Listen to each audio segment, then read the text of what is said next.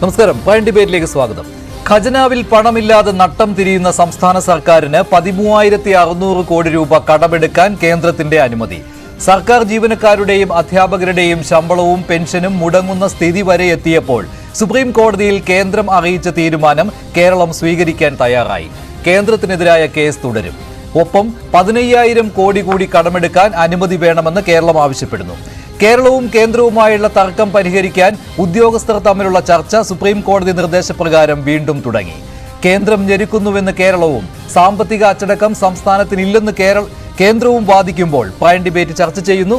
13,000 കോടി കടമെടുത്താൽ തൽക്കാലം പിടിച്ചു നിൽക്കാനാവുമോ?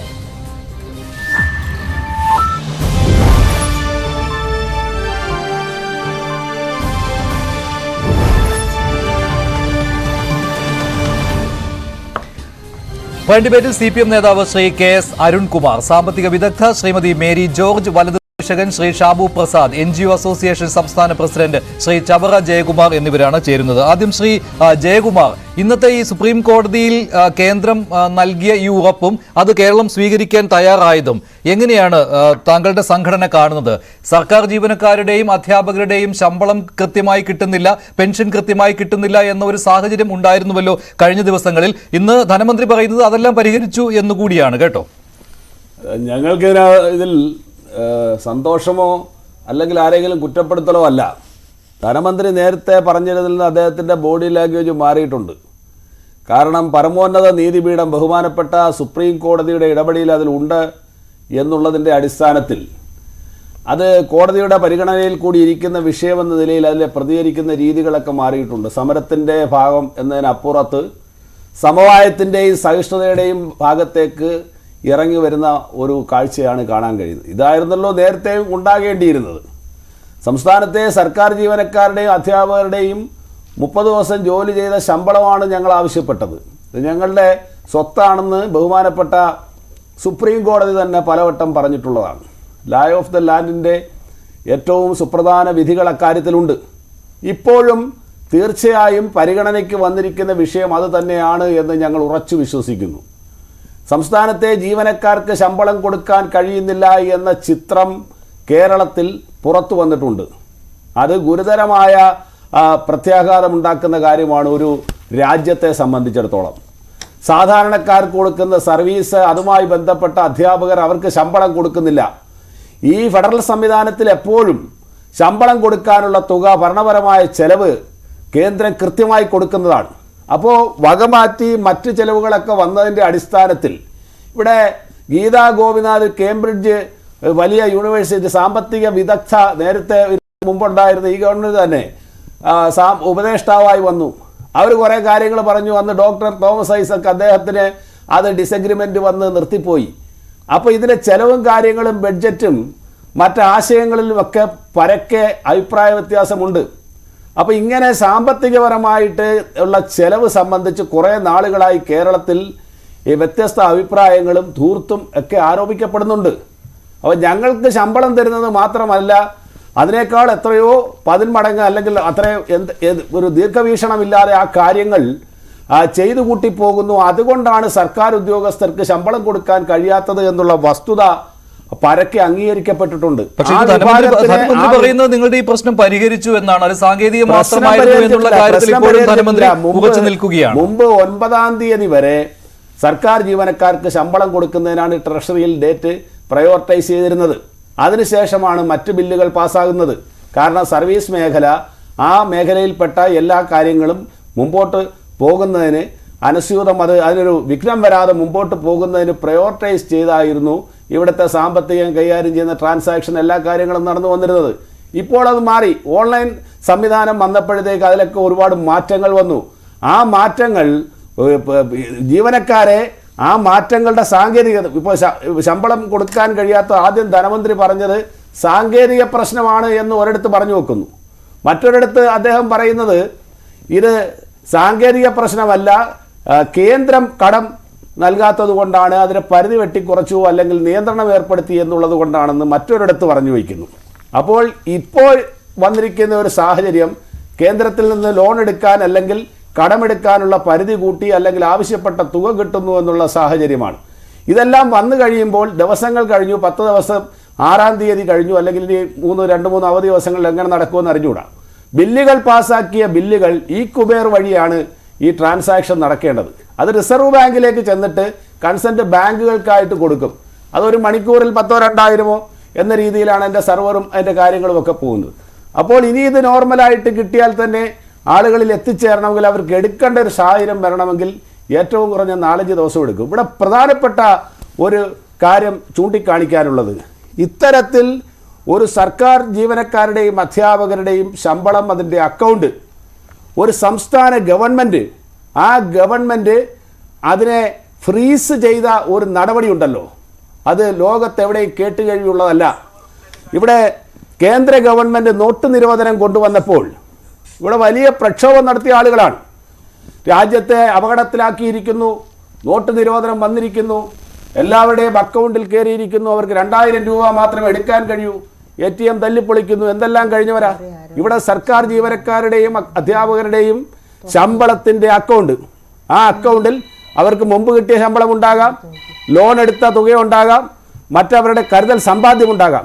അത് 4-5 ദിവസം ഫ്രീസ് ചെയ്ത് വെച്ചിരിക്കാൻ സംസ്ഥാന ഗവൺമെന്റ് എന്ത് അധികാരമാണുള്ളത്? ഒരാളിന്റെ സ്വത്തിൽ കടന്ന് അവരെ പ്രോസിക്യൂട്ട് ചെയ്യണം. അങ്ങനെ ആര് ചെയ്തിട്ടുണ്ടോ?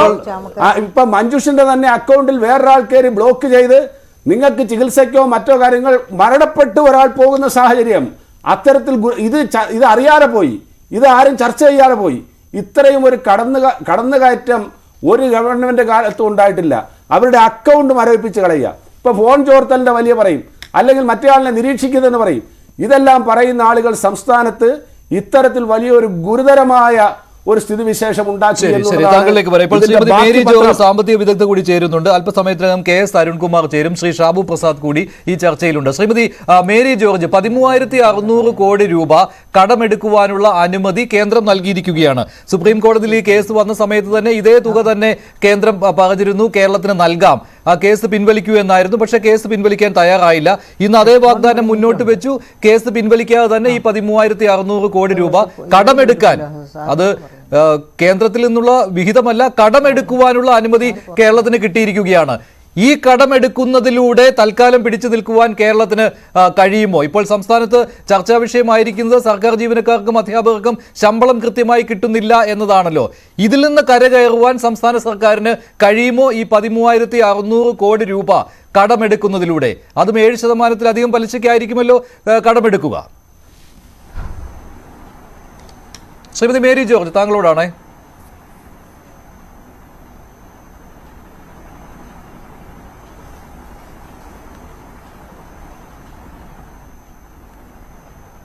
ശ്രീമതി മേരി ജോർജ് കേൾക്കുന്നുണ്ടോ?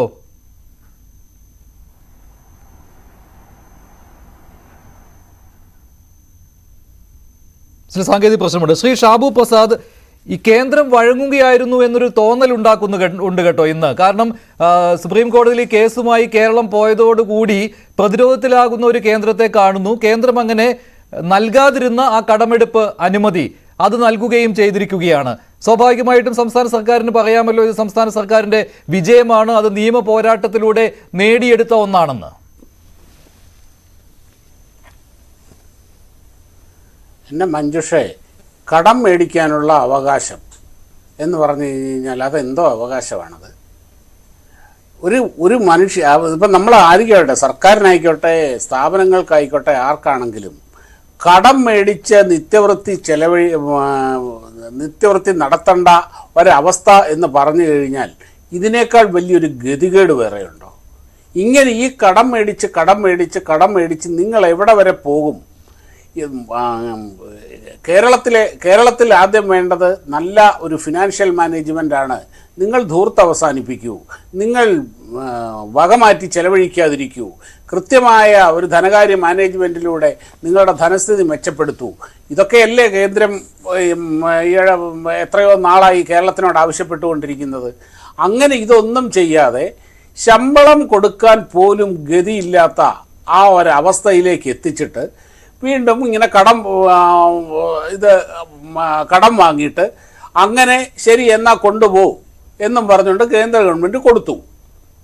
അത് ഇനിയിപ്പോൾ സുപ്രീം കോടതിയുടെ അതിൻ്റെ ഇടപെടലും ഉണ്ടാകാം. ഓക്കെ, എന്തും ആയിക്കോട്ടെ. ഇത് ഇവർ കൊടുത്തേൽപ്പിച്ച പണമൊന്നും അല്ലല്ലോ, കേരളത്തിന് കിട്ടേണ്ട അവകാശമൊന്നും അല്ലല്ലോ, അല്ലെങ്കിൽ ആർക്കും അങ്ങനെയല്ലല്ലോ. ഇതിനെ എന്ത് വിജയമെന്നാണ് ഈ പറയുന്നത്? ഞാൻ മഞ്ജുഷിനോട് ഒരു 10,000 രൂപ ചോദിച്ചു. കടമെടുപ്പിനുള്ള അവകാശമുണ്ട്. ആ ഒരു അവകാശം കേരളം പൂർണ്ണമായി വിനിയോഗിച്ചതിന് ശേഷമാണോ കേന്ദ്രത്തെ വീണ്ടും നിഷേധിച്ചതും? ഇതാണല്ലോ വിഷയമായി നിൽക്കുന്നത്. ഇപ്പോൾ കിഫ്ബിയിലെ ഉദാഹരണത്തിന് കിഫ്ബിക്കായി എടുത്ത വായ്പ അത് പൊതുതലത്തിൽ പെടുത്തണോ വേണ്ടയോ എന്നുള്ളത് അങ്ങനെ തന്നെ നിൽക്കുമ്പോഴാണ് ഈ 13,600 കോടി തന്നേക്കാമെന്ന് കേന്ദ്രം പറഞ്ഞിരിക്കുന്നു. തന്നേക്കാമെന്നുമല്ല, കടമെടുക്കാനുള്ള അനുമതി തരാമെന്ന്. അതെ, മഞ്ജുഷേ കടമെടുക്കാനുള്ള അവകാശമുണ്ട്. പക്ഷേ അതിനൊരു പരിധിയുണ്ട്. ഇതിനും കേരളം അതിൻ്റെ എല്ലാ പരിധികളും കടന്നു പോയപ്പോഴാണ് കേന്ദ്രം അത് നിർത്തിയത്. ഇത് എങ്ങോട്ടാണ് ഈ പോക്ക്? എത്ര നാൾ ഇങ്ങനെ പോകും? അവനവൻ്റെ ത്രാണിക്കനുസരിച്ചും അവനവൻ്റെ പരിധിക്കകത്തും നിന്നുകൊണ്ട് വേണ്ട ഒരു സംസ്ഥാനമായാലും വ്യക്തികളായാലും ആരായാലും കടം മേടിക്കാനും കടം വാങ്ങി ചെലവഴിക്കാനും തുനിയേണ്ടത്. അതല്ലല്ലോ നടക്കുന്നത്. ഇവിടെ കേരളത്തിൻ്റെ റവന്യൂവിൽ 70-80% ഇവിടെ ശമ്പളം കൊടുക്കാനും പെൻഷൻ കൊടുക്കാനും മാത്രമാണ്. അല്ലാതെ പ്രൊഡക്റ്റീവായിട്ടുള്ള ഒരു മേഖലയിലും 10 പൈസ കൊടുക്കാൻ ഇവിടെ ഇല്ല. അങ്ങനെയുള്ളൊരു സംസ്ഥാനത്തിന് റവന്യൂ കൂടുന്നുമില്ല, കടം കൂടുകയും ചെയ്യുന്നു എന്നുള്ള അവസ്ഥയിൽ ഇതിനെ ആശങ്കയോടെ നോക്കിക്കാണുന്നവർ അതിന് മുന്നറിയിപ്പുകൾ കൊടുക്കും. അവരെ കൊണ്ട് ചെയ്യാൻ പറ്റുന്ന നടപടികൾ അവർ ചെയ്യും. അതാണ് കേന്ദ്രം ചെയ്തത്. പിന്നെ ഇവിടെ സംസ്ഥാനത്ത് ശമ്പളം കൊടുക്കാൻ പോലും ഇല്ലാത്ത ഒരു ഗതി വന്നപ്പോൾ ശരി എന്നാ എന്തെങ്കിലും കാണിക്ക്, എന്തെങ്കിലും ചെയ്യുക. കാര്യം ആ ഒരു അവസ്ഥ വളരെ ഭീകരമാണത്. കാര്യം ഇവിടെ ഏറ്റവും കൂടുതൽ സെക്യൂർഡ് ആയിട്ടുള്ള ഒരു വിഭാഗമാണ്, ജോലിയും വരുമാനവും സെക്യൂർഡ് ആയിട്ടുള്ളൊരു കാര്യമാണ് സർക്കാർ ജീവനക്കാർ എന്ന് പറയുന്നത്. അങ്ങനെ ആ ഒരവസ്ഥ കൂടി ഉണ്ടായാൽ, സർക്കാർ ജീവനക്കാർക്ക് ശമ്പളം കിട്ടാത്തൊരവസ്ഥ കൂടി ഉണ്ടായാൽ, ആ അവസ്ഥ നമുക്ക് അത് എവിടെയൊക്കെ എത്രമാത്രം അത് ഫാർ റീച്ചിങ് കോൺസിക്വൻസസ് ഉണ്ടാക്കുന്ന കാര്യമാണത്. അതുകൊണ്ടാണ് ഇപ്പോൾ ഈ ഫിനാൻഷ്യൽ ഇയർ എൻഡിൽ കേന്ദ്ര ഗവൺമെന്റ് അത് കൊടുത്തത്. തീർച്ചയായിട്ടും കോടതിയുടെ ഇടപെടലും അതിൻ്റെ അകത്തുണ്ടാകും. ശരിയാണ്. ശ്രീമതി മേരി ജോർജിലേക്ക് പോവുകയാണ്. ശ്രീമതി മേരി ജോർജ്, 13,600 കോടി രൂപ കടമെടുക്കുവാനുള്ള അനുമതി നൽകുന്നതിലൂടെ, ഇങ്ങനെയൊരു അനുമതി കിട്ടുന്നതിലൂടെ കേരളത്തിന് തൽക്കാലം പിടിച്ചു നിൽക്കുവാൻ കഴിയുമോ? ഇപ്പോൾ ഈ സർക്കാർ ജീവനക്കാരുടെ ശമ്പളവും പെൻഷനും അതിൻ്റെ ഒരു പ്രശ്നം നിലനിൽക്കുകയാണല്ലോ. ഇതിൽ നിന്നൊക്കെ കരകയറുവാൻ കഴിയുമോ? കൂടുതലായിട്ടൊരു 15,000 കോടി രൂപ കൂടി അനുമതി വേണം കടമെടുക്കാൻ എന്ന് കേരളം ആവശ്യപ്പെട്ടിട്ടുമുണ്ടല്ലോ. ഇതെല്ലാം ഒരു 7%-നും 8%-നും ഇടയ്ക്ക് പലിശയ്ക്കല്ലേ ഇപ്പോൾ എടുക്കുവാൻ കഴിയുകയുമുള്ളൂ. ഇത് കേരള സർക്കാരിൻ്റെ ഒരു വിജയമായിട്ട് താങ്കൾ കാണുന്നുണ്ടോ? സുപ്രീം കോടതിയിൽ ഒരു നിയമ പോരാട്ടത്തിലൂടെ നേടിയെടുത്ത വിജയമായിട്ട് താങ്കൾ കാണുന്നുണ്ടോ?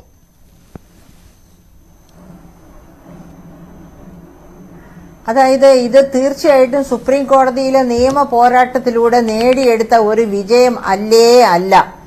സംസ്ഥാന ഗവൺമെന്റ് അതിരൂക്ഷമായ ധനപ്രതിസന്ധിയിൽ, അതായത് സത്യം പറഞ്ഞാൽ ശ്രീലങ്ക കഴിഞ്ഞ വർഷം ആ കടക്കണിയിലായ സമയത്ത് എങ്ങനെയായിരുന്നോ ആ രീതിയിലുള്ള പ്രതിസന്ധിയിലാണ് ഇപ്പോൾ സംസ്ഥാന ഗവൺമെന്റ്. ആ അവസ്ഥ കണ്ടുകൊണ്ട് സുപ്രീം കോടതി ഒരു ഫെഡറൽ സംവിധാനത്തിൽ എന്തുകൊണ്ടാണ് കയ്യും കെട്ടി കേന്ദ്ര ഗവൺമെന്റ് നോക്കിയിരിക്കുന്നത്, ഈ തരത്തിൽ സംസ്ഥാന ഗവൺമെന്റിനെ തള്ളിവിടുകയാണ് വേണ്ടത് എന്ന ഒരു, അതായത് അങ്ങനെ ചോദിക്കാതെ ചോദിക്കുന്നത് പോലെ, ഇങ്ങനെ സുപ്രീം കോടതി ചോദിച്ചില്ല, പക്ഷെ ചോദിക്കാതെ ചോദിക്കുന്നത് പോലെ ഇതാണ് സംഭവിച്ചത്. സംസ്ഥാന ഗവൺമെന്റിനെ ഇപ്പോൾ സഹായിച്ചില്ലെങ്കിൽ ഇനി ഒരിക്കലും സഹായിക്കേണ്ടി വരില്ല എന്ന രീതിയിലേക്ക് സംസ്ഥാന ഗവൺമെന്റ് പോയിരിക്കുകയാണ്. അതായത് ശൂന്യമായ ട്രഷറി വെച്ചുകൊണ്ടാണ് ഇരിക്കുന്നത്. നമ്മൾ ഓർക്കണം, സുപ്രീം കോടതിയിൽ കേസ് കൊടുത്തത് 13,609 കോടി കടമെടുക്കാൻ സമ്മതിക്കണമെന്നോ 15,000 കോടി കൂടി കടമെടുക്കാൻ സമ്മതിക്കണമോ എന്ന് ആവശ്യപ്പെട്ടിട്ടല്ല. കോടതിയുടെ ആ വിധി പകർപ്പ് എന്റെ കയ്യിലിരിക്കുന്നുണ്ട്. അതിൽ പറഞ്ഞിരിക്കുന്നത് 50,000 കോടി അത്യാവശ്യമായിട്ട് കടമെടുക്കാൻ അനുവദിക്കണം എന്ന് പറഞ്ഞാണ് സുപ്രീം കോടതിയിൽ കേസ് ഫയൽ ചെയ്യുന്നത്. എന്നിട്ട് കേന്ദ്ര ഗവൺമെന്റ് സുപ്രീം കോടതിയോട് സംസ്ഥാന ഗവൺമെന്റിന് എന്തുകൊണ്ട് സുപ്രീം കോടതിയിൽ പോയി എന്ന വിമർശനം കേന്ദ്ര ഗവൺമെന്റ് ഉന്നയിക്കുന്നു. അങ്ങനെ ഉന്നയിച്ചപ്പോൾ സുപ്രീം കോടതി തന്നെ ഇടപെട്ട് പറയുകയാണ്, ആർട്ടിക്കിൾ 131 അനുസരിച്ച് ഏത് സംസ്ഥാന ഗവൺമെന്റിനും സുപ്രീം കോടതിയിൽ പോകാം കേന്ദ്രത്തിനെതിരായിട്ട്. പിന്നെ സുപ്രീം കോടതി എടുക്കുന്ന ആക്ഷൻ അതിന്റെ സാധ്യതകളെല്ലാം പരിശോധിച്ച് പരിധിക്കകത്ത്, സുപ്രീം കോടതിയുടെ പരിധിക്കകത്ത് നിന്നായിരിക്കും ആക്ഷൻ എടുക്കുക എന്നാണ് സുപ്രീം കോടതി പറഞ്ഞത്.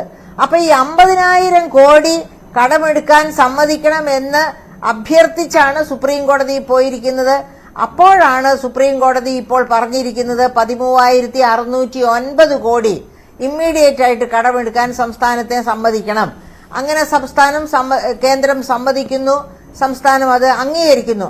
അപ്പൊ നമ്മൾ ഓർക്കണം, ഇതേ കാര്യം തന്നെ. അതായത് കഴിഞ്ഞ പ്രാവശ്യം സംസ്ഥാന ഗവൺമെന്റും കേന്ദ്ര ഗവൺമെന്റും തമ്മിൽ ചർച്ച നടന്ന സമയത്ത് കേന്ദ്രം പറഞ്ഞതാണ്, കേസ് പിൻവലിക്കൂ, അപ്പോൾ ഞങ്ങള് 13,609 കോടി കടമെടുക്കാൻ സമ്മതിക്കാമെന്ന്. പക്ഷെ അതിന് സംസ്ഥാനം വഴങ്ങിയില്ല. സംസ്ഥാനം വഴങ്ങാത്തത് സുപ്രീം കോടതിയിൽ നിന്ന് ഫേവറബിൾ ആയിട്ടുള്ള എന്തെങ്കിലും ഇത് ഉണ്ടാകും എന്ന് കരുതി തന്നെയാണ്. അപ്പോൾ സുപ്രീം കോടതി എന്തുകൊണ്ടാണ് സംസ്ഥാനത്തിന്റെ കൂടെ നിന്നത്? ഇതൊരു ഫെഡറൽ സംവിധാനമാണ്. ആ ഫെഡറൽ സംവിധാനത്തില് അതായത് പ്രയോറിറ്റി ആർക്ക് കൊടുക്കണം? കേന്ദ്രത്തിനല്ല പ്രയോറിറ്റി കൊടുക്കേണ്ടത്. ഒരു എന്താ പറയുക, എനിക്ക് ഇങ്ങനെ ചില കാര്യങ്ങൾ അത്യാവശ്യമുണ്ട്, എന്റെ അവസ്ഥ ഇതാണ്, എനിക്ക് മുൻപോട്ട് പോകാൻ നിവൃത്തിയില്ല എന്ന് പറഞ്ഞൊരു സംസ്ഥാനം ചെല്ലുമ്പോ, ഇല്ല നിന്റെ കാര്യം ഞാൻ നോക്കില്ല എന്ന് പറയാൻ സുപ്രീം കോടതിക്ക് കഴിയില്ല. അപ്പൊ സുപ്രീം കോടതി അതിലെ ശക്തിഹീനന്റെ കൂടെ നിന്നു എന്ന് മാത്രം വിചാരിച്ചാൽ മതി. ശക്തിഹീനൻ സംസ്ഥാന ഗവൺമെന്റ് ആണ്. ഫെഡറൽ സംവിധാനത്തില് ആ ശക്തിഹീനനെ താങ്ങി നിർത്തുക എന്നുള്ളത് കേന്ദ്ര ഗവൺമെന്റിന്റെ ഡ്യൂട്ടിയാണ്.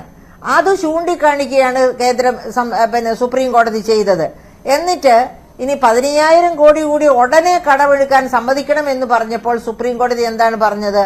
അത് കേന്ദ്രവും സംസ്ഥാനവും കൂടി ഇന്ന് തന്നെ ചർച്ച ചെയ്യുക, കഴിയുമെങ്കിൽ ഇന്ന് തന്നെ അതിനൊരു കോൺസെൻസസിൽ എത്തുക എന്നാണ്. ശരി, ശ്രീമതി മേരി ജോർജ്, എന്റെ ഒരു സംശയം എന്ന് പറയുന്നത്, ഇതിനകം എത്ര കോടി രൂപ 2023-24 സാമ്പത്തിക വർഷം കേരളം കടമെടുത്തു എന്നാണ്. അതിൽ കൃത്യമായ ഒരു കണക്ക് കിട്ടുന്നില്ല. CAG പറയുന്ന കണക്കൊന്ന്, സംസ്ഥാന സർക്കാരിന്റെ രേഖകൾ പ്രകാരമുള്ള കണക്ക് മറ്റൊന്ന്. ഈ CAG പറയുന്ന കണക്കിൽ ഈ കിഫ്ബിക്കായിട്ടുള്ള കടമെടുപ്പും അതുപോലെ തന്നെ ഈ പെൻഷൻ കമ്പനികളുടെ കടമെടുപ്പും വരുമല്ലോ. കഴിഞ്ഞ സാമ്പത്തിക വർഷവും ഇങ്ങനെ ഒരു സംശയം ഉണ്ടായിരുന്നു. ഇപ്പോൾ താങ്കൾ പറയുന്നു 50,000 കോടി കടമെടുക്കാൻ അനുമതി വേണം എന്ന് പറയുന്നത് മൊത്തം 50,000 കോടി ഈ മുഴുവൻ സാമ്പത്തിക വർഷത്തിൽ എന്നുള്ളതാണോ, അതോ അഡീഷണൽ ആയിട്ട് ഇനിയുള്ള ഇപ്പോൾ ഈ അവസാന പാദത്തിൽ അത്രയും വേണമെന്നായിരുന്നോ ഉദ്ദേശിച്ചത്? ആകെ എത്ര കോടിയാണ് കേരളം ഈ സാമ്പത്തിക വർഷം ആവശ്യപ്പെടുന്നത്, അല്ലെങ്കിൽ കേരളത്തിൽ ഇതുവരെ കിട്ടിയത്? ഇതിനെക്കുറിച്ചൊരു കൃത്യമായ കണക്കുണ്ടോ? താങ്കളുടെ പക്കൽ അങ്ങനെ ഒരു കണക്കുണ്ടോ? അങ്ങനെ ഒരു കണക്കില്ല മഞ്ജുഷ്. ഓരോരുത്തർ ഓരോ കണക്കാണ് പറയുന്നത്. ഇപ്പോ സുപ്രീം കോടതിയിൽ ഇവര് പോയത് ഈ ധനവർഷം എന്ന് വെച്ചാൽ ഈ പോയ ധനവർഷം ഇപ്പൊ തീരുകയാണല്ലോ മാർച്ച് 31-ന്. ആ ധനവർഷത്തിൽ 50,000 കോടി കൂടി കടമെടുക്കാൻ അനുവദിക്കണമെന്നാണ്. അതല്ലാതെ നേരത്തെ എടുത്ത കടം എത്ര, അങ്ങനെ ഒരു കണക്ക് സുപ്രീം കോടതി കൊടുത്തിട്ടുണ്ടോ എന്ന് എനിക്ക് അറിഞ്ഞുകൂടാ. ഇപ്പൊ എനിക്ക് സുപ്രീം കോടതിയുടെ ഇതിനകം തന്നെ ഏതാണ്ട് 25,000 കോടിക്ക് അപ്പുറം കടമെടുത്ത് കഴിഞ്ഞില്ലേ? ഇല്ലേ, 25,000 കോടിക്ക് അപ്പുറം കടമെടുത്ത് കഴിഞ്ഞിട്ടുണ്ടാകുമല്ലോ ആദ്യം 3 ക്വാർട്ടറിലുമായിട്ട്, ആദ്യം 3 പാദങ്ങളിലുമായിട്ട്.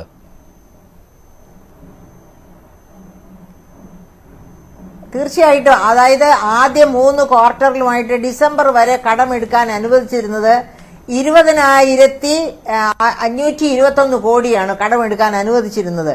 അങ്ങനെ കടമെടുത്ത് വരുന്ന അവസരത്തിലാണ് കേന്ദ്ര ഗവൺമെന്റ് പറയുന്നത് കിഫ്ബി വഴിയും social security pension fund limited വഴിയും എടുത്ത കടം കൂടി അതായത് സത്യം പറഞ്ഞാൽ കഴിഞ്ഞ വർഷത്തെ നമ്മുടെ GSDPയുടെ 3% എന്ന് പറയുമ്പോൾ 11 ലക്ഷത്തിലധികമായിരുന്നു GSDP. 11,32,194 കോടിയായിരുന്നു കഴിഞ്ഞ വർഷത്തെ നമ്മുടെ GSDP പ്രതീക്ഷിച്ചത്. അപ്പൊ അതിന്റെ 3% എന്ന് പറയുമ്പോൾ ഏകദേശം 34,000 കോടിക്ക് അടുത്ത് വരും. അങ്ങനെ 34,000 കോടിക്ക് അടുത്ത് വരെ കടമെടുക്കാൻ കേന്ദ്രം സമ്മതിച്ചില്ല. കേന്ദ്രം സമ്മതിക്കാതിരുന്നത് അതിൽ നിന്ന് ഭാഗികമായി കിഫ്ബി വഴിയും സോഷ്യൽ സെക്യൂരിറ്റി പെൻഷൻ ഫണ്ട് വഴിയും എടുത്ത കടം വെട്ടിക്കുറയ്ക്കുക. അതായിരുന്നു കേന്ദ്രം ഉദ്ദേശിച്ചതും പറഞ്ഞതും. അപ്പൊ എങ്ങനെയാണ് കൃത്യമായിട്ട് എത്ര കോടി എടുത്തു എന്നുള്ളത് റിപ്പോർട്ട് നമുക്ക് ശ്രീമതി മേരി ജോർജ് ആരോടെങ്കിലും ചോദിച്ചാൽ നമുക്ക് അറിയാൻ പറ്റുമോ എത്ര കോടി രൂപ കേരളം ഇതുവരെ കടമെടുത്തു? അത് പോട്ടെ, ഇനിയിപ്പോ കിഫ്ബി വഴി കടമെടുത്തതും ഈ പെൻഷൻ കമ്പനിയുടെ കടവും മാറ്റി നിർത്തിയിട്ട് ബാക്കി എത്രയെന്ന് പറയുവാനെങ്കിലും ആരോടെങ്കിലും ചോദിച്ചാൽ പറയുമോ? കൃത്യമായ ഒരു ഉത്തരം കിട്ടുമോ? അതായത് ബജറ്റ് ഡോക്യുമെന്റ് ആണ് അതിന് ഏറ്റവും നല്ല റെഫറൻസ്. ആ ബജറ്റ് ഡോക്യുമെന്റ് എടുത്തു നോക്കിയാൽ തീർച്ചയായിട്ടും പറയാം എന്റെ അടുത്ത് ഇരിപ്പുണ്ട്, പക്ഷെ എടുത്തു നോക്കാനുള്ള അസൗകര്യമുണ്ട് കേട്ടോ. പക്ഷെ ഈ പ്രാവശ്യത്തെ കടം പറഞ്ഞിരിക്കുന്നത്, അതായത് കഴിഞ്ഞ വർഷം ബജറ്റിൽ കാണിച്ചിരുന്നത് സഞ്ചിത കടം പറഞ്ഞിരുന്നത് 36.05% ഓഫ് GSDP എന്നാണ്. അത് 29% നിർത്തേണ്ടതാണ്. പക്ഷെ അത് കിഫ്ബി വഴിയുള്ള കടവും സോഷ്യൽ സെക്യൂരിറ്റി പെൻഷൻ ഫണ്ട് വഴിയുള്ള കടവും ഒക്കെ എടുക്കുമ്പോൾ 40% മുകളിൽ പോകുമായിരുന്നു. ബജറ്റിൽ പറഞ്ഞിരുന്നത് 36.05 ആണ്. പക്ഷെ അത് 40% മുകളിൽ പോകുന്നു എന്നാണ് കേന്ദ്ര government, reserve bank of India ധനമന്ത്രി ബാലഗോപാൽ ഈ കേന്ദ്രത്തെ കുറ്റപ്പെടുത്തിക്കൊണ്ട് പറഞ്ഞിരുന്ന കാര്യങ്ങളിൽ 43-ാമത്തെ പാരഗ്രാഫിൽ പറഞ്ഞിരിക്കുന്ന ഒരു കാര്യം എന്ന് പറയുന്നത് ഈ കേരളത്തിന് ഈ കടമെടുപ്പിന്റെ പരിധി വെട്ടിക്കുറച്ചതിലൂടെ നഷ്ടമായ തുക, അതായത് 7,000 കോടി രൂപ പൊതുഘടകമായി കണക്കാക്കിയതിലൂടെ കിഫ്ബിയുടെയും പെൻഷൻ കമ്പനിയുടെയും വായ്പകൾ പൊതുഘടകമായി കണക്കാക്കിയതിലൂടെ കടപരിധിയിൽ വെട്ടിക്കുറവ് വരുത്തിയിരിക്കുന്നത് 7,000 കോടി രൂപയാണെന്നും പബ്ലിക് അക്കൗണ്ടിലുള്ള പണം പൊതുകടത്തിൽ ഉൾപ്പെടുത്തിയതിലൂടെ കുറവ് വന്നത് 12,000 കോടി രൂപയാണെന്നുമാണ്. അപ്പോൾ 19,000 കോടി രൂപ കടമായി എടുക്കുവാൻ കേരളത്തിന് കുറവ് വന്നു. അത്രയും കടമെടുക്കുവാനുള്ള അനുമതി കേരളത്തിന് കിട്ടിയില്ല എന്നാണ്. അപ്പോൾ എൻ്റെ സംശയം എന്ന് പറയുന്നത്, അപ്പോൾ എന്തിനാണ് ഈ കൂടുതൽ തുക? ഇപ്പോൾ തന്നെ ഒരു 13,000 കോടി കൂടി അനുവദിച്ചു, ഇനി ഒരു 15,000 കോടി കൂടി ആവശ്യപ്പെടുന്നുണ്ട്. അപ്പോൾ ഈ ബജറ്റിൽ പറഞ്ഞതിനേക്കാൾ കൂടുതലാണല്ലോ ഇപ്പോൾ ആവശ്യപ്പെടുന്നത് കേരളം. ഇത് ഈ കിഫ്ബി വഴി കിഫ്ബിയും പെൻഷൻ കമ്പനിയുടെയും വായ്പകളെ പൊതുകടമായി ഉൾപ്പെടുത്തിയത് കൊണ്ട് വന്നിരിക്കുന്ന നഷ്ടമാണ്. അപ്പോൾ അത്രയും ആവശ്യപ്പെട്ടാൽ പോരായിരുന്നോ? അതിനും അപ്പുറയാണല്ലോ ആവശ്യപ്പെട്ടിരിക്കുന്നത്.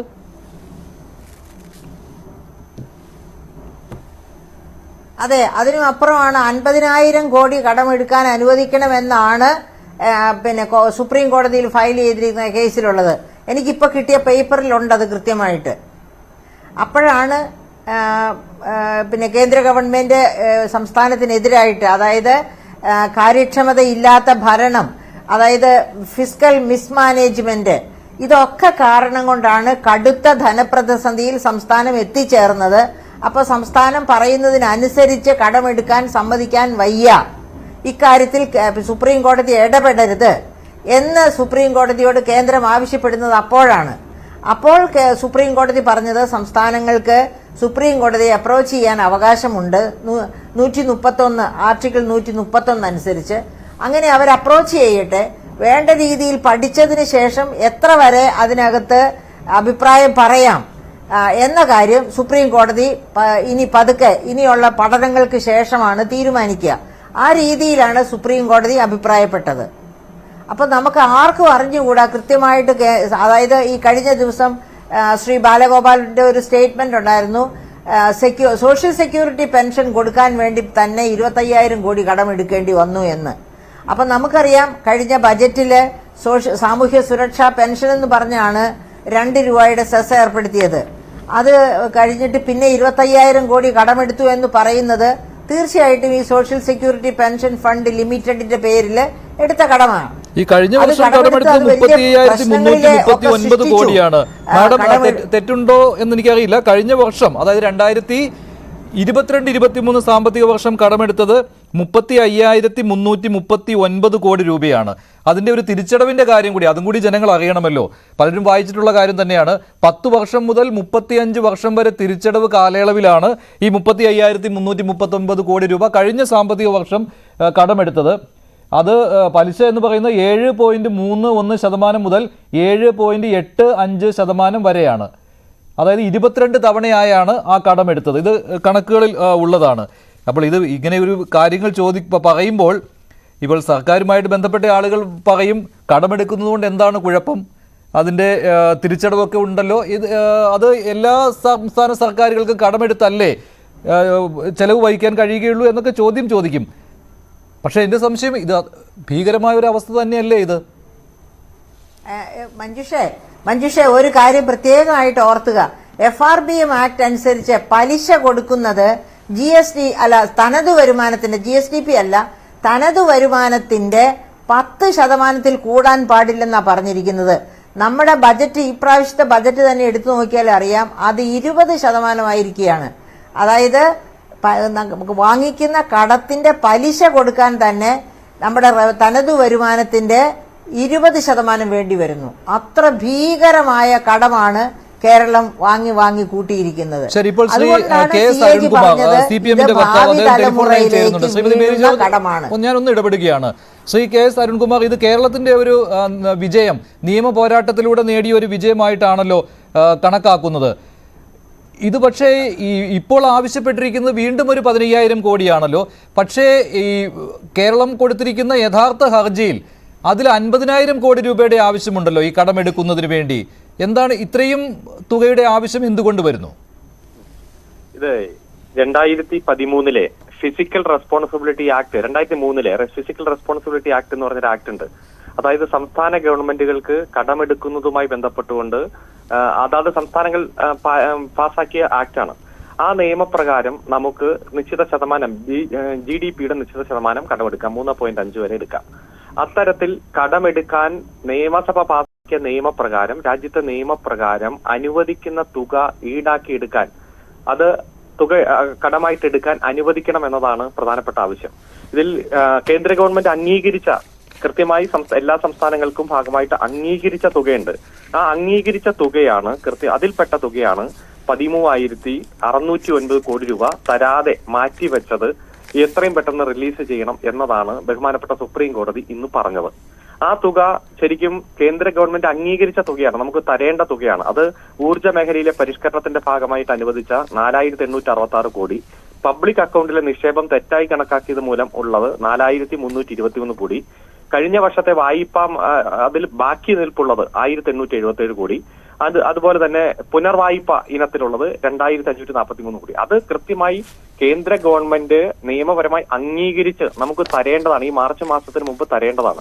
അത് സംശയം അരുൺ, ഇത് സുപ്രീം കോടതി നിർദ്ദേശിച്ചിരുന്നില്ലല്ലോ ഇങ്ങനെ കൊടുക്കുന്നതിന് വേണ്ടി. കേന്ദ്രം സുപ്രീം കോടതിയെ അറിയിച്ചു ഈ തുക നൽകിയേക്കാമെന്ന്. അത് കേരളം പറഞ്ഞു ശരി, ആ തുക സ്വീകരിക്കുന്നു, അത് ആവശ്യമായ തുകയാണ്, ഞങ്ങൾക്ക് അർഹതപ്പെട്ടതാണെന്ന്. അതല്ല, സുപ്രീം കോടതി ഒരു നിർദ്ദേശം നൽകിയിട്ടില്ല എന്നാണ് എന്റെ ബോധ്യം. അതായത് താങ്കൾ എന്താ നമുക്കിപ്പോ സുപ്രീം കോടതിയിലേക്ക് പോകേണ്ടതില്ലല്ലോ ഇത്തരം കാര്യങ്ങൾക്ക്. കേന്ദ്ര ഗവൺമെന്റ് അംഗീകരിച്ച, അതായത് ഒരു ധനകാര്യ കമ്മീഷൻ 5 വർഷത്തേക്കാണ്. ആ 5 വർഷത്തേക്കുള്ള ധനകാര്യ കമ്മീഷൻ കൃത്യമായി ഇതിന്റെ ശതമാനവും കാര്യങ്ങളെല്ലാം തീരുമാനിക്കും. അതിന്റെ ഇടയിൽ സർക്കുലർ പ്രഖ്യാപിച്ചുകൊണ്ട് ധനകാര്യ കമ്മീഷന്റെ തീരുമാനത്തെ ഓവർ റൂൾ ചെയ്യാൻ ഒരു കേന്ദ്ര ഗവൺമെന്റിന് അധികാരമൊന്നുമില്ല. ധനകാര്യ കമ്മീഷന്റെ 5 വർഷത്തേക്കുള്ള കൃത്യമായിട്ടുള്ള മാനദണ്ഡം ഉണ്ട്. കേന്ദ്ര ഗവൺമെന്റ് അവർക്ക് ഇഷ്ടം തോന്നുമ്പോൾ ചില മേഖലകളിൽ ഇടപെട്ടുകൊണ്ട് വെട്ടിക്കുറച്ചു, ശതമാനം കുറച്ചു എന്നൊക്കെ പറഞ്ഞ്, അതാണ് കിഫ്ബിയിലും അതുപോലെ പെൻഷൻ ഫണ്ട് ബോർഡിലും എല്ലാം വന്ന ഇടപെടൽ. ഈ അങ്ങനെ വരുമ്പോൾ അത് കേന്ദ്ര സർക്കാരിന്റെ തീരുമാനം എല്ലാ സംസ്ഥാനങ്ങൾക്കും ബാധകമാണല്ലോ ഈ വിഷയത്തിൽ. ശ്രീ KS അരുൺകുമാർ, അതിൽ ഞാൻ ആ ഭാഗം ഞാൻ വായിക്കാം. ഭരണഘടനയുടെ ആർട്ടിക്കിൾ 293(3) പ്രകാരം സംസ്ഥാനങ്ങൾക്ക് കേന്ദ്രത്തിൽ നിന്ന് എന്തെങ്കിലും കുടിശ്ശിക വായ്പയുണ്ടെങ്കിൽ കടമെടുക്കാൻ കേന്ദ്ര സർക്കാരിന്റെ അനുമതി ആവശ്യമാണ്.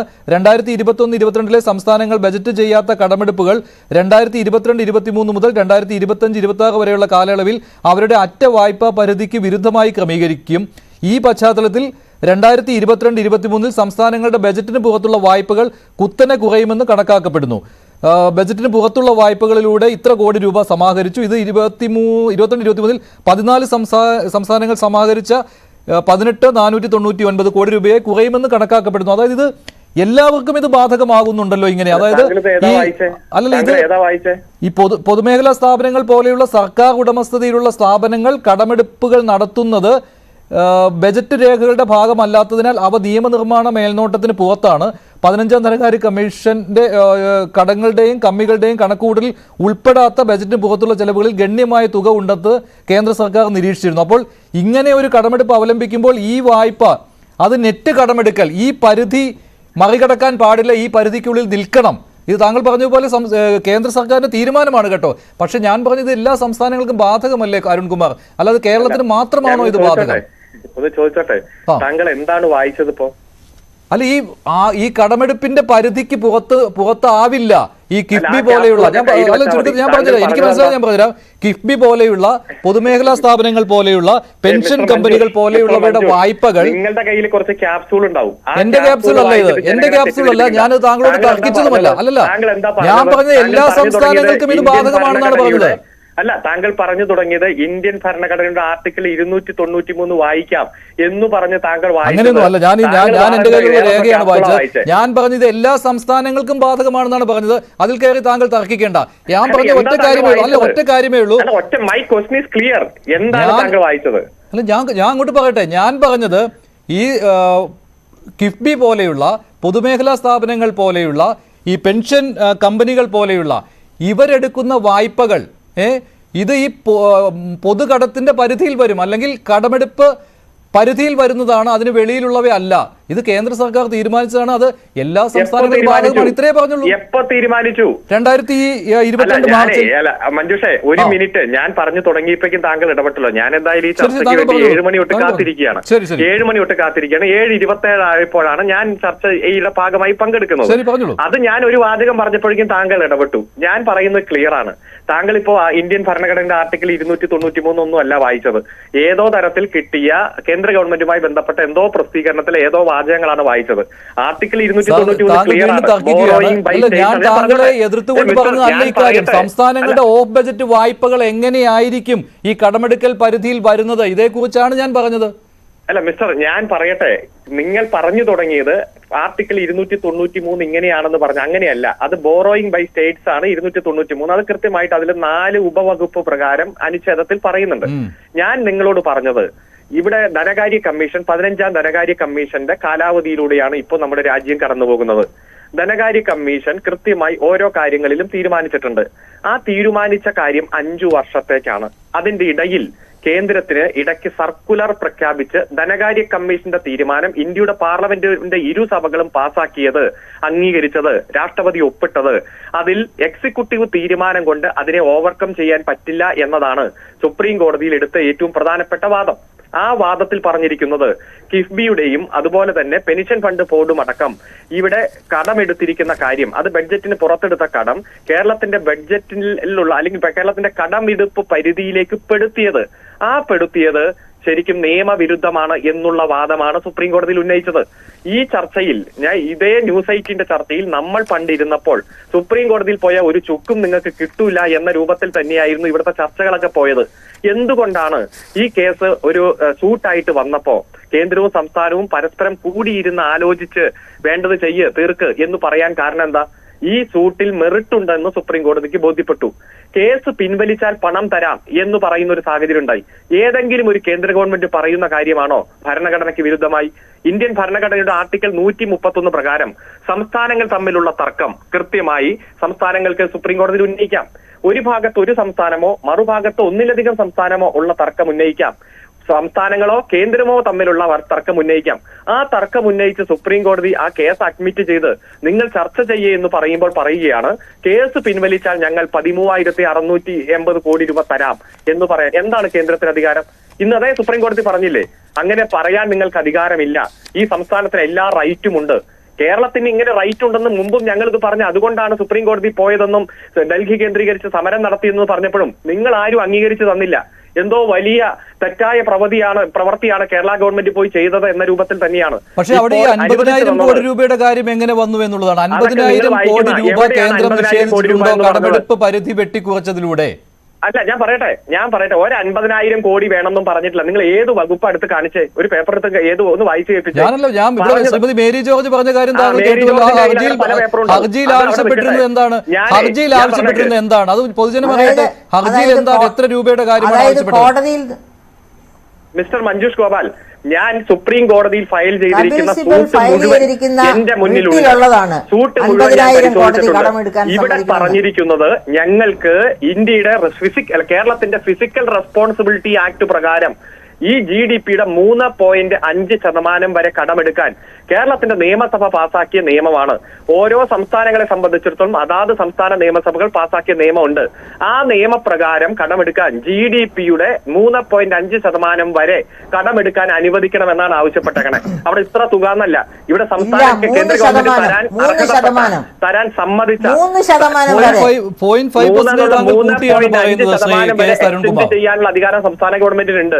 ആ നിയമത്തിൽ തന്നെ അതിന്റെ ഉൾപ്പെടെയുണ്ട്. കേന്ദ്രം എന്ത് 6.8% കടമെടുത്തിട്ടുണ്ടല്ലോ. കേന്ദ്രത്തിനും GDP-യുടെ 3% എടുക്കാൻ കഴിവുണ്ടായിരുന്നുള്ളൂ, അധികാരമുള്ളൂ.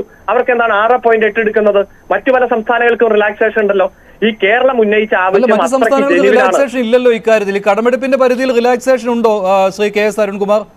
അതായത് കേന്ദ്രം 6.8% കേന്ദ്രത്തിന്റെ കാര്യം വിടൂ, മറ്റു സംസ്ഥാനങ്ങളുടെ കാര്യമാണ് ചോദിച്ചത്. കേന്ദ്രത്തിന്റെ കാര്യം വിടണം എങ്ങനെയാണ്? സംസ്ഥാനങ്ങളെ കേന്ദ്രം ഞെരുക്കുന്നു എന്നുള്ളതാണല്ലോ ഇവിടുത്തെ വാദം. നിങ്ങളുടെ വാദം കേന്ദ്രം സംസ്ഥാനങ്ങളെ ഞെരുക്കുന്നു എന്നുള്ളതാണോ? അങ്ങനെയാണെങ്കിൽ എല്ലാ സംസ്ഥാനങ്ങളെയും ഞെരുക്കണം. ഒരു മെറിറ്റ് വേണം. മെറിറ്റ് തന്നെയാണ്. എല്ലാ സംസ്ഥാനങ്ങളോടും ഒരേ നിലപാട് സ്വീകരിക്കുന്നില്ലല്ലോ. അങ്ങനെയല്ലല്ലോ വന്നിരിക്കുന്നത്. ഈ കാര്യം വരുന്നില്ലല്ലോ. എല്ലാ സംസ്ഥാനങ്ങളോടും ഒരേ നിലപാടാണല്ലോ സ്വീകരിക്കുന്നത്. അല്ല, BJP ഭരിക്കുന്ന സംസ്ഥാനങ്ങളിൽ ഒരു പ്രശ്നമില്ല. എൻഡിഎ ഡൽഹിയിൽ കേരള ഗവൺമെന്റ് നടത്തിയ സമരത്തിൽ 14ഓളം പ്രതിപക്ഷ കക്ഷികൾ പങ്കെടുത്ത എന്താ? ഡൽഹി മുഖ്യമന്ത്രിയും അതുപോലെ തന്നെ പഞ്ചാബ് മുഖ്യമന്ത്രിയും വന്ന് അവിടെ എന്താ പ്രസംഗിച്ചത്? കാശ്മീരിലെ ഉപമുഖ്യമന്ത്രി വന്ന് അവിടെ എന്താ പ്രസംഗിച്ചത്? തമിഴ്നാടിന്റെ പ്രതിനിധി വന്ന് എന്താ സംസാരിച്ചത്? അവിടെ BJP ഇതര സംസ്ഥാനങ്ങളെ തകർക്കാൻ വേണ്ടി കൃത്യമായിട്ടുള്ള ഗൂഢാലോചനയിലൂടെ ഇറങ്ങി തിരിച്ചിരിക്കുകയാണ്. അന്വേഷണത്തെ പറ്റിയാണ് കേജ്രിവാൾ അവിടെ പറഞ്ഞത്. കർണാടകത്തിലാണെങ്കിൽ മറ്റു ചില പ്രശ്നങ്ങളാണ് ഉണ്ടായിരുന്നത്. ഞാൻ വന്ന് ഈ കടമെടുപ്പ് മാത്രമേ പ്രശ്നമുള്ളൂ ശ്രീ KS അരുൺകുമാർ. നേരത്തെ റവന്യൂ ഡെഫിസിറ്റ് ഗ്രാന്റിന്റെ കാര്യമുണ്ടായിരുന്നു, അതുപോലെ തന്നെ കേന്ദ്രത്തിന്റെ നികുതി വിഹിതം കിട്ടുന്നില്ല എന്നുള്ള കാര്യമുണ്ടായിരുന്നു, ഈ GST കോമ്പൻസേഷന്റെ കാര്യമുണ്ടായിരുന്നു. പക്ഷേ ഇപ്പോൾ കോടതിയിൽ വന്നപ്പോൾ ഈ കടമെടുപ്പിന്റെ കാര്യം മാത്രമായി ഒതുങ്ങിയിട്ടുണ്ടോ അതോ മറ്റു കാര്യങ്ങൾ കൂടി ഇതിനകത്ത് വന്നിട്ടുണ്ടോ? 57,000 കോടി രൂപ വെട്ടിക്കുറച്ചു എന്ന് പറയുന്നതിൽ ഇപ്പോഴും ഉറച്ചു നിൽക്കുന്നുണ്ടോ? രണ്ട് കാര്യങ്ങളാണ്. ഒന്ന്, ഈ വർഷം നിയമപ്രകാരം കേന്ദ്രം അംഗീകരിച്ചതിന്റെ ഭാഗമായി കടമെടുക്കാവുന്ന വായ്പ എടുക്കാവുന്ന തുക 42,438 കോടി രൂപയായിരുന്നു. എന്നാൽ ഈ മാർച്ച് മാസമായിട്ടും എടുക്കാൻ സമ്മതിച്ചത് 28,830 കോടി രൂപ മാത്രമാണ്. ആ അനുവദിച്ചിട്ടും എടുക്കാൻ സമ്മതിക്കാത്ത തുകയിൽ ഉണ്ടായിട്ടുള്ള കുറവാണ് 13,608 കോടി രൂപ. അതാണ് ഇപ്പൊ കൊടുത്തിട്ട് ചർച്ച ചെയ്യാം, ഇന്ന് തന്നെ കൊടുക്കുക എന്ന് സുപ്രീം കോടതി പറഞ്ഞത്. ഒന്നാമത്തെ കാര്യം. രണ്ടാമത്തെ കാര്യം, കഴിഞ്ഞ വർഷം കിട്ടിയതിൽ നിന്ന് ഈ വർഷം ഉണ്ടായിട്ടുള്ള കുറവാണ് നമ്മൾ 57,400 കോടി രൂപ 4 ഹെഡുകളിലായി ചൂണ്ടിക്കാണിച്ചത്. ആ 4 ഹെഡുകളിലായി ചൂണ്ടിക്കാണിച്ചത് കേന്ദ്രം തരാനുള്ളത് എന്ന രൂപത്തിലല്ല, കേന്ദ്രം തരാനുള്ള രൂപത്തിൽ തന്നെയാണ് ഇതുവരെ അവതരിപ്പിച്ചിരുന്നത്. 57,400 കോടി രൂപ എന്നുള്ളത് കേന്ദ്രം തരാനുള്ളത് എന്ന രീതിയിൽ തന്നെയാണ് അവതരിപ്പിച്ചിരുന്നത്. അത് ഓരോ ഹെഡിലും എടുത്തു പറഞ്ഞിരുന്നു. അതിൽ കേന്ദ്ര നികുതി വിഹിതത്തിന്റെ കേരളത്തിനുള്ള വിഹിതം അതിൽ കുറവ് വരുത്തി, GST കോമ്പൻസേഷന്റെ കാര്യത്തിലുള്ള പറഞ്ഞിരുന്നു, റവന്യൂ ഡെഫിസിറ്റ് ഗ്രാന്റിന്റെ കാര്യത്തിൽ പറഞ്ഞിരുന്നു. എന്നിട്ട് ഇപ്പോൾ അതിൽ മാറ്റം പറയരുത് കേട്ടോ. ഈ കടമെടുപ്പിന്റെ പരിധിയുടെ കാര്യത്തിൽ ഈ ധനകമ്മീഷന്റെ കാര്യം പാലിക്കണം കേന്ദ്രം എന്ന് പറയുമ്പോൾ മറ്റു കാര്യങ്ങളിലും ധനകമ്മീഷന്റെ കാര്യങ്ങൾ അംഗീകരിക്കാൻ നിങ്ങൾ തയ്യാറാകണം. ശ്രീ KS അരുൺകുമാർ. മിസ്റ്റർ മഞ്ജുഷ്, ഞാൻ പറയുന്ന ഓരോ വാചകത്തിനും വാക്കിനും എനിക്ക് ഉത്തരവാദിത്വമുണ്ട്. ഇവിടെ വന്ന് 218 വന്ന് ഈ സന്ധ്യ സമയത്ത് നുണ പറയേണ്ട കാര്യം എനിക്കില്ലല്ലോ. കൃത്യമായി അങ്ങ് മനസ്സിലാക്കണം. 57,400 കോടി രൂപ കഴിഞ്ഞ വർഷം കേരളത്തിന് കിട്ടിയ തുകയിൽ നിന്ന് കുറവ് വന്നിട്ടുണ്ട് എന്നതാണ് വ്യക്തമായി പറഞ്ഞത്. ഞാൻ പറയട്ടെ, ക്ഷമ കാണിക്കൂ. എന്തിനാണ് ഇത്ര അസഹിഷ്ണുത കാണിക്കുന്നത്? നമ്മൾ അത്ര വിരോധത്തിലുള്ള ആളുകളൊന്നും അല്ലല്ലോ. നികുതി വിഹിതം 3.58 നിന്ന് 3.89 നിന്ന് 1.92 ഈ വെട്ടിക്കുറച്ചതിന്റെ ഭാഗമായി 18,000 കോടി രൂപയുടെ കുറവുണ്ടായി. ഇല്ല, എന്തിനാണ് KS അരുൺകുമാർ ഇങ്ങനെ ഇല്ലാത്ത കാര്യം പറയുന്നത്? എങ്ങനെയാണ് കഴിഞ്ഞ സാമ്പത്തിക വർഷത്തിൽ നിന്ന് ഈ സാമ്പത്തിക വർഷമാകുമ്പോൾ 2.5 നിന്ന് 1.92 വെട്ടിക്കുറച്ചത്? 2021-22 മുതൽ ഇങ്ങനെ തന്നെയാണല്ലോ, 1.92%. അല്ല, അത് 15ാം ധനകാര്യ കമ്മീഷന്റെ കാര്യമാണ് ഞാൻ പറയുന്നത്. ഈ കേരള ഒരു മിസ്റ്റർ ഞാൻ ചോദിച്ചോട്ടെ, ഈ കേരളത്തിന് ഈ കുറച്ച് ആനുകൂല്യം കിട്ടുന്നതിന് ചോദിച്ചു വാങ്ങുമ്പോൾ നിങ്ങൾക്ക് എന്തിനാ അത്ര ബുദ്ധിമുട്ട്? നിങ്ങളുടെ വിഷമം എനിക്ക് മനസ്സിലായി. എനിക്കൊരു വിഷമമില്ല. പക്ഷെ ആദ്യം ഞാൻ കള്ളം പറയുന്നു എന്ന് പറഞ്ഞു. ഇപ്പോൾ താങ്കൾ പറഞ്ഞ കാര്യത്തിന് ഞാൻ താങ്കൾ കള്ളം പറയുന്നു എന്നല്ല പറയുന്നത്. പക്ഷേ താങ്കൾ ഈ 2.5% കഴിഞ്ഞ വർഷം കിട്ടി, ഈ വർഷം 1.92% എന്ന് പറയുന്നതിലെ വൈരുദ്ധ്യമാണ് ഞാൻ പറഞ്ഞത്. ഒറ്റ മിനിറ്റ്. സുപ്രീം കോടതിക്ക് മനസ്സിലായത് ഈ ന്യൂസ് 18 ആങ്കർക്ക് മനസ്സിലായില്ലെങ്കിൽ എന്ത് ചെയ്യാനാ? അല്ല, അത് കടമെടുപ്പിന്റെ കാര്യമാണ്. ഞാനിവിടെ പറഞ്ഞത് കേന്ദ്ര നികുതി വിഹിതത്തിന്റെ കാര്യം നിങ്ങൾ പറഞ്ഞതുകൊണ്ട് ഞാൻ അതിനെ ഖണ്ഡിച്ചതാണ്. അതുകൊണ്ട് രാഷ്ട്രീയപരമായി അവര് പറയാൻ ശ്രമിച്ച് ഇവിടെ വന്നത് സ്ഥാപിക്കാൻ അവർ പരമാവധി ശ്രമിക്കും. പക്ഷെ ആങ്കർ ഇങ്ങനെ ആകാൻ പാടില്ല. സുപ്രീം കോടതിക്ക് ബോധ്യപ്പെട്ടല്ലോ. സുപ്രീം കോടതി ഇക്കാര്യം എങ്ങനെ ബോധ്യപ്പെട്ടു? എന്തിനാണ് ശ്രീ കെ എസ് അരുൺകുമാർ ഇക്കാര്യം സുപ്രീം കോടതിയിൽ കേരളം ആവശ്യപ്പെട്ടിട്ടില്ലല്ലോ, ഈ കേന്ദ്ര നികുതി വിഹിതത്തിന്റെ കാര്യം? കേന്ദ്രം കൃത്യമായി സുപ്രീം കോടതിയിൽ ഈ സൂട്ടുമായി ബന്ധപ്പെട്ടുകൊണ്ട് ഈ ധനകാര്യ പ്രതിസന്ധി മുഴുവൻ ഉന്നയിച്ചിട്ടുണ്ട്. അത് നീണ്ട തരത്തിൽ വാദം കേൾക്കാം, വിശദമായി വാദം കേൾക്കാം. ഒറ്റയുണ്ട്, അടുത്ത സാമ്പത്തിക വർഷം ഈ പ്രശ്നം ഉണ്ടാകാത്ത തരത്തിൽ കൈകാര്യം ചെയ്യാമെന്നാണ് ഇന്ന് സുപ്രീം കോടതിയുടെ ബെഞ്ച് പറഞ്ഞത്. നിങ്ങൾക്ക് എന്താണ് അത് സമ്മതിക്കാൻ അത്ര ബുദ്ധിമുട്ട്? എന്തായാലും പരസ്പരം ചർച്ച ചെയ്ത് തീരുമാനമെടുക്കാനാണ് സുപ്രീം കോടതി ഇതിൽ മുഴുവനായിട്ട് ഒരു നിർദ്ദേശം നൽകിയിട്ടില്ല. ശരി, മിനിറ്റോടെ തന്നാൽ എനിക്ക് വേറെ സമയം വേണ്ട. അല്ലല്ല, താങ്കൾ കുറച്ച് സമയം കൂടി വേണം. കാരണം താങ്കൾ പറഞ്ഞതിൽ എന്തെങ്കിലും തെറ്റുണ്ടെങ്കിൽ മറ്റുള്ളവർ കൂടി പറയണമല്ലോ. എന്റെ മാത്രം അഭിപ്രായമാകാൻ പാടില്ലല്ലോ. ശ്രീമതി മേരി ജോൺ അരുൺകുമാർ ഇവിടെ വ്യക്തമായിട്ട് കാര്യങ്ങൾ പറഞ്ഞിട്ടുണ്ട്. എന്തെങ്കിലും വ്യത്യാസമുണ്ടോ? താങ്കൾക്ക് അതിനകത്ത് എന്തെങ്കിലും ചോദിക്കുവാനുണ്ടോ, എന്തെങ്കിലും പറയുവാനുണ്ടോ?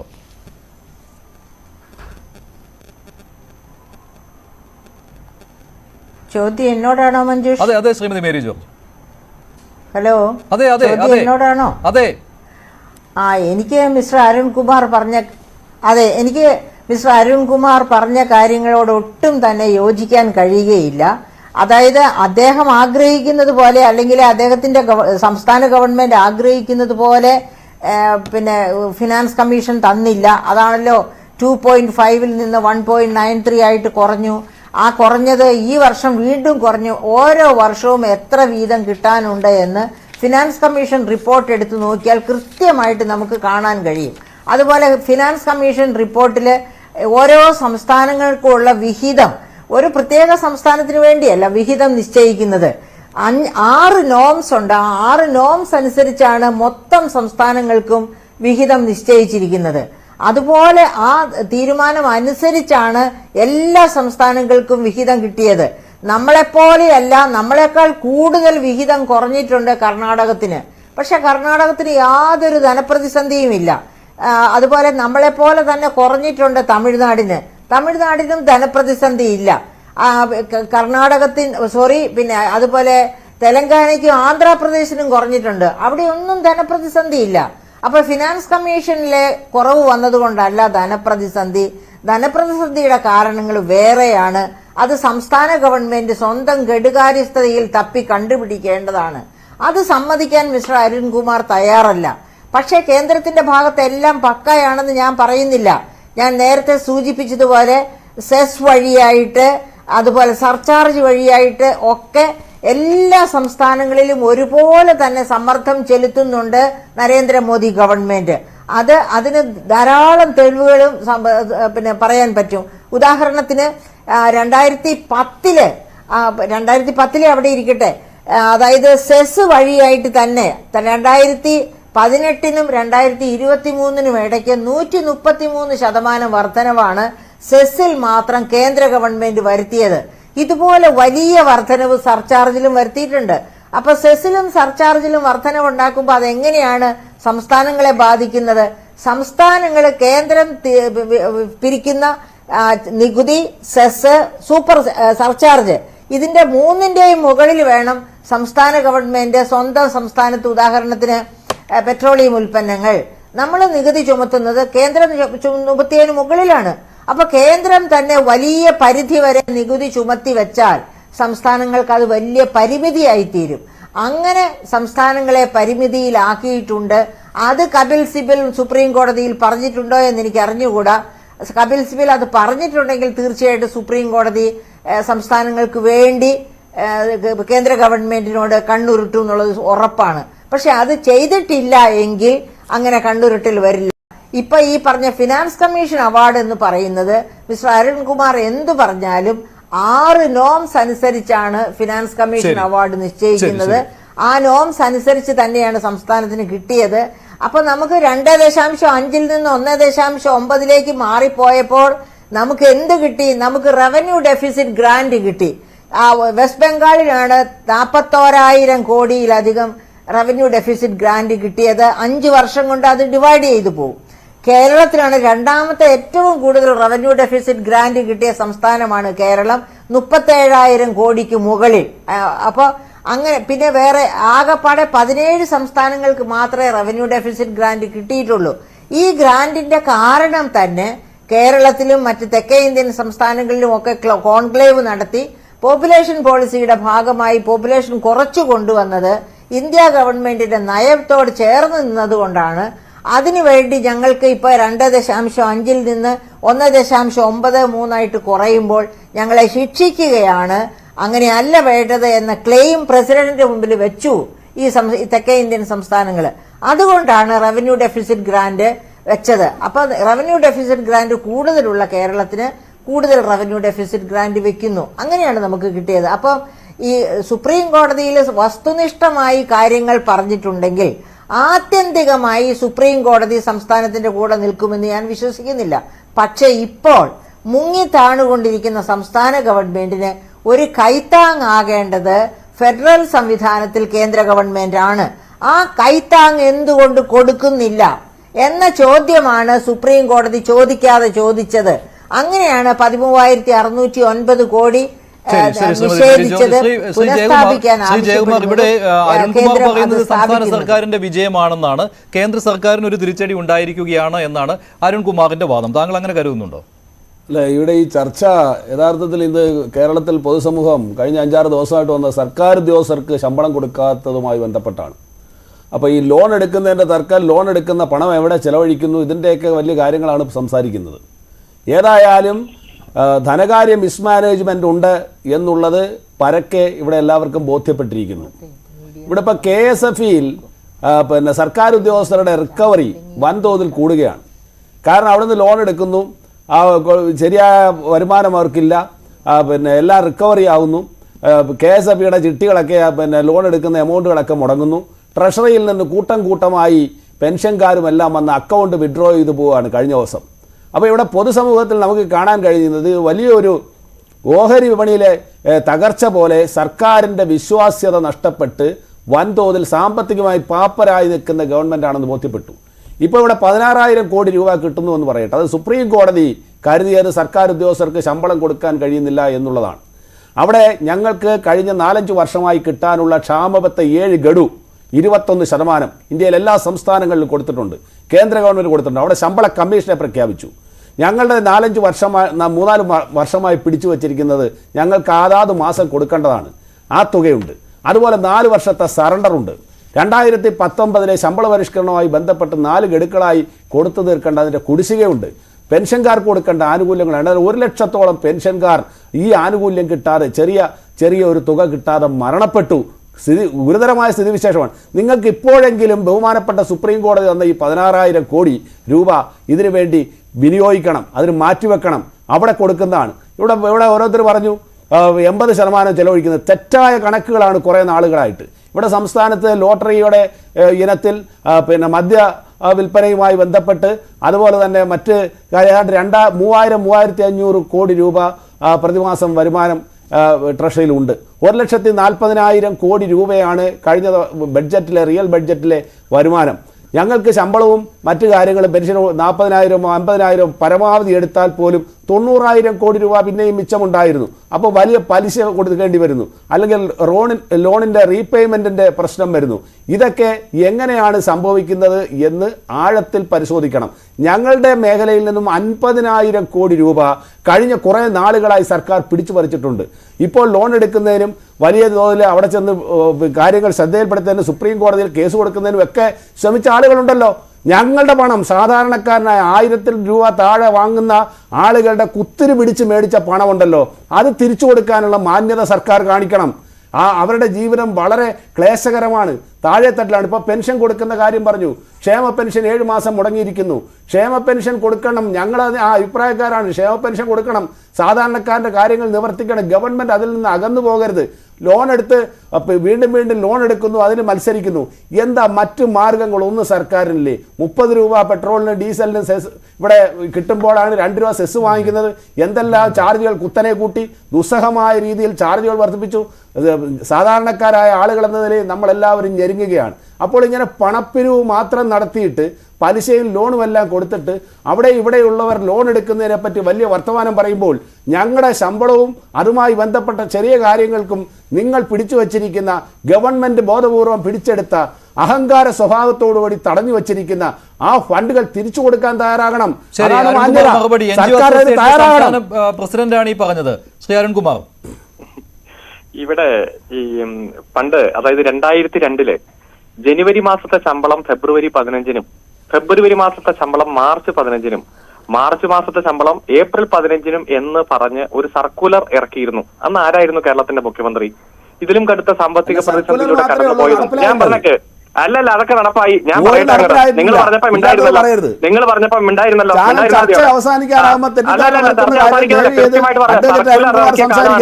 അദ്ദേഹം ഉണ്ടായി. അതുപോലെ തന്നെ ഇവിടെ സർക്കാർ ആശുപത്രിയിൽ ജനിച്ച് സർക്കാർ സ്കൂളുകളിൽ പഠിച്ച് അതുപോലെ സർക്കാരിന്റെ ശമ്പളം വാങ്ങിച്ച് സർക്കാരിന്റെ പെൻഷൻ വായിച്ച് ആരും ജീവിക്കാമെന്ന് ആഗ്രഹിക്കണ്ട എന്നും പറഞ്ഞേ ലേഖനം എഴുതിയത് സാക്ഷാൽ ഉമ്മൻചാണ്ടി ആയിരുന്നു മാതൃഭൂമി പത്രത്തിൽ. ഞാൻ പറയട്ടെ, ശമ്പളം കൊടുത്തില്ലെങ്കിൽ തൂക്കി കൊല്ലില്ല എന്ന് പറഞ്ഞതേ നിങ്ങളുടെ ധനകാര്യമന്ത്രി ശങ്കരനാരായണനാണ്. ക്ഷാമബത്ത ദുബായിൽ കൊടുക്കുന്നില്ല, അതുകൊണ്ട് ഇവിടെ കൊടുക്കേണ്ടതില്ല എന്ന് പറഞ്ഞത് കുഞ്ഞാലിക്കുട്ടിയാണ്. നിങ്ങൾക്ക് എന്താണ് ഇത്ര അസഹിഷ്ണുത? നിങ്ങൾക്ക് എന്താണ് കാർഷ്യം? വസ്തുതകൾ പറഞ്ഞ് ചർച്ചയിൽ പങ്കെടുക്കുമ്പോൾ എന്താണ് ഇത്ര അസഹിഷ്ണുത? 1-2 ദിവസം വൈകിയാലേ കൃത്യമായിട്ട് ശമ്പളം കിട്ടിയിട്ടുണ്ട്. അതിനുള്ള കാരണം കൃത്യമായി ഗവൺമെന്റ് പറഞ്ഞു. ഫെബ്രുവരി മാസം 29-ാം തീയതി മാത്രമാണ് സംസ്ഥാനത്തിന് തരേണ്ട വിഹിതം 2736 കോടി രൂപ കേരളത്തിന്റെ അക്കൗണ്ടിലേക്ക് വന്നത്. IGST ഇവിടുന്ന് പിരിച്ചെടുത്ത് കൊണ്ടുപോയതിന്റെ കേരളത്തിലുള്ള വിഹിതം 1386 കോടി രൂപ തന്നത് ഫെബ്രുവരി മാസം 29-ാം തീയതിയാണ്. അത് പണമായി മാറി വരാൻ സമയമെടുക്കും. അതുകൊണ്ട് 1-2 ദിവസം അങ്ങ് വൈകി എന്ന് വെച്ചിട്ട് ഇവിടെ ഒന്നും സംഭവിക്കാൻ പോകുന്നില്ല. അതായത് ശമ്പളം കൊടുത്തില്ലെങ്കിൽ തൂക്കിലിടില്ല എന്ന് പറഞ്ഞത് നിങ്ങളുടെ ധനകാര്യമന്ത്രിയാണ്. ആ ധനകാര്യമന്ത്രി പറഞ്ഞ വാചകം ഇവിടെ പറഞ്ഞില്ലല്ലോ. 50,000 രൂപ വിഡ്രോ ചെയ്യാൻ സമ്മതിച്ചല്ലോ. അതായത് 4 ദിവസത്തെ ശമ്പളം ഈ കോവിഡ് കാലത്തും ഒന്ന് കേൾക്ക്. ഈ കോവിഡ് പ്രളയകാലത്ത് 4 ദിവസത്തെ ശമ്പളം കടം ചോദിച്ചപ്പോ ആ ഉത്തരവ് കത്തിച്ച മഹാനല്ലേ താങ്കള്? ഈ കേരളത്തിലെ ധനകാര്യ മാനേജ്മെന്റ് നന്നായി കൊണ്ടുപോകാൻ ഈ കേരളത്തിന് കഴിയും. സുപ്രീം കോടതിക്ക് കാര്യം മനസ്സിലായി. ഇനിയും ഞങ്ങൾ കൃത്യമായി കേന്ദ്രവുമായി ബാർഗെയിൻ ചെയ്യും. കേരളത്തിന് അർഹതപ്പെട്ടതെല്ലാം മേടിച്ചെടുക്കും. ഈ കേരളത്തിൽ കൃത്യമായി ജനങ്ങൾക്ക് കൊടുത്ത വാക്ക് പാലിച്ച് മുന്നോട്ട് പോകും. ക്ഷാമബത്തെയും കൃത്യമായി വിതരണം ചെയ്യും. ജീവനക്കാർക്കൊക്കെ കാര്യം മനസ്സിലാവും. നിങ്ങൾ കുറച്ച് ഒരു വിഭാഗം ആളുകൾക്ക് മാത്രമാണ് കാര്യം മനസ്സിലാകാത്തത്. ഞങ്ങൾക്ക് കമ്മിറ്റ്മെന്റ് ജനങ്ങളോടാണ്. ജനങ്ങൾക്ക് കൊടുത്ത വാക്ക് പാലിച്ച് മുന്നോട്ട് പോകും. ഇനിയും ഞങ്ങൾ നിയമ പോരാട്ടം നടത്തും. ഗവർണറുമായി വിഷയത്തിൽ ഞങ്ങൾ നിയമ പോരാട്ടം നടത്താൻ പോയി. അന്ന് നിങ്ങൾ എല്ലാവരും തള്ളി പറഞ്ഞു എന്താണ് ഇത് നിലനിൽക്കുമോ? നീ ഗവർണറുമായിട്ടുള്ള വിഷയത്തിൽ സുപ്രീം കോടതി പറഞ്ഞത് ആ സൂട്ട് അമെൻഡ് ചെയ്തെന്ന് വരണം. കാരണം ഇതേ സാഹചര്യം മറ്റൊരു സംസ്ഥാനങ്ങൾക്ക് ഉണ്ടാകരുതെന്ന് ഇന്നും സുപ്രീം കോടതി പറഞ്ഞത്. ഇവിടെ അടുത്ത സാമ്പത്തിക വർഷം ഇതേ പ്രതിസന്ധി ഇല്ലാത്ത തരത്തിൽ നമുക്ക് ഈ വിഷയത്തിന് ശാശ്വതമായിട്ടുള്ള പരിഹാരം കാണണമെന്ന നിയമ പോരാട്ടം നടത്തേണ്ടത് അത് നടത്തും. ഡൽഹിയിൽ പോയി സമരം നടത്തേണ്ടതാണെങ്കിൽ ഉജ്ജ്വലമായി സമരം നടത്തും. മറ്റു സംസ്ഥാനങ്ങളെ കൂട്ടിയോജിപ്പിച്ചുകൊണ്ട് പോകേണ്ടതാണെങ്കിൽ അങ്ങനെ പോകും. ഈ കേരളത്തിന്റെ അവകാശങ്ങൾ ഓരോന്നായി വാങ്ങിച്ചെടുക്കാൻ നിങ്ങൾ എത്ര കോലിട്ടിറക്കിയാലും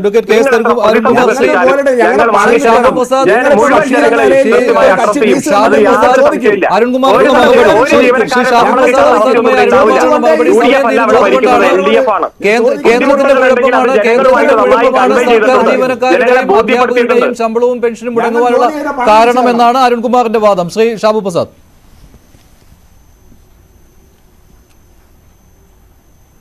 ഹലോ. ഞാൻ കുറെ സമയമായി ഇവിടെ ഇങ്ങനെ ഇരിക്കുകയാണ്, ഒന്നും ശരിക്കും കേട്ടില്ല. വേറൊന്നുമില്ല.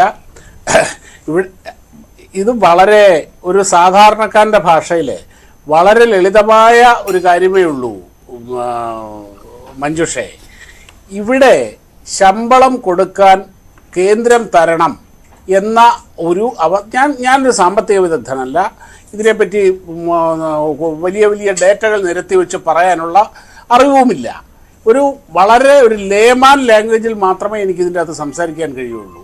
ഒരു സാധാരണക്കാരൻ്റെ കോമൺ സെൻസിൽ മനസ്സിലാവുന്ന ഒരു കാര്യം എന്ന് പറഞ്ഞു കഴിഞ്ഞാൽ, ഇവിടെ നിന്ന് കേന്ദ്രത്തിൽ നിന്ന് കടമെടുക്കാൻ സാധിച്ചില്ലെങ്കിൽ ഈ കേരളത്തിൽ ശമ്പളം കൊടുക്കാൻ പറ്റില്ല. ഇതാണ് ഇതിൻ്റെ രത്നച്ചുരുക്കം എന്ന് പറയുന്നത്. ആ ഒരൊറ്റ കാര്യത്തിൽ തന്നെ ഈ കേരളം എത്തി നിൽക്കുന്ന സാമ്പത്തിക ഗതികേട് എന്താണ്, സാമ്പത്തിക പ്രതിസന്ധി എന്താണ്, എത്ര ആഴമുള്ളതാണ് എന്ന് മേരി മാഡം ഇവിടെ വളരെ വ്യക്തമായിട്ട് പറയുകയും ചെയ്തിട്ടുണ്ട്. അത്രമാത്രം ഗതികെട്ട അവസ്ഥയിലേക്ക് ഈ 8 വർഷം കൊണ്ട് ഇവർ കേരളത്തിനെ എത്തിച്ചുവെങ്കിൽ അതിൻ്റെ ഉത്തരവാദിത്വം അവർക്ക് തന്നെയാണത്. 2016 മുതൽ ഇതിപ്പോൾ 2024 ഒരു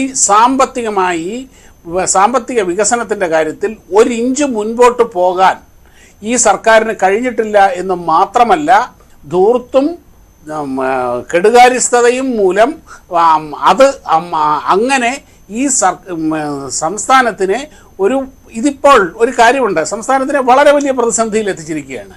കേരളം ഇപ്പോൾ ഇവരൊക്കെ ഇടയ്ക്കിടയ്ക്ക് പറയുന്ന പോലെ ഒരു സ്വതന്ത്ര രാജ്യമായിരുന്നു എങ്കിൽ ഇത് മറ്റൊരു ശ്രീലങ്കയോ പാകിസ്ഥാനോ ആയി മാറുമായിരുന്നു എന്നുള്ള കാര്യത്തിൽ വെനിസ്വേലയോ സിംബാബ്വേയോ പോലുള്ള ആ ഒരു ഭീകരമായ സാമ്പത്തിക തകർച്ചയിലേക്ക് പോകുമായിരുന്നു എന്നുള്ള കാര്യത്തിൽ യാതൊരു സംശയവുമില്ല. ഇത് ഒരു സാധാരണക്കാരൻ്റെ വീക്ഷണമാണ്. ശരി, നന്ദി Shri Shabu Prasad, Shri K S Arunkumar, Shrimati Mary George, Shri Jayakumar prime ഡിബേറ്റിൽ ഇറങ്ങിക്കോട്ടെ. ശരി, നന്ദി. അതെ, നന്ദി. ഇന്നത്തെ പ്രൈം ഡിബേറ്റിലെ ചോദ്യം ഇതായിരുന്നു: കൂടുതൽ കടമെടുക്കാൻ അനുമതി കിട്ടിയത് സംസ്ഥാന സർക്കാരിന്റെ വിജയമോ? വിജയമാണെന്ന് 24% പ്രേക്ഷകർ മാത്രം, വിജയമല്ലെന്ന് 72%, നിഷ്പക്ഷം 4%.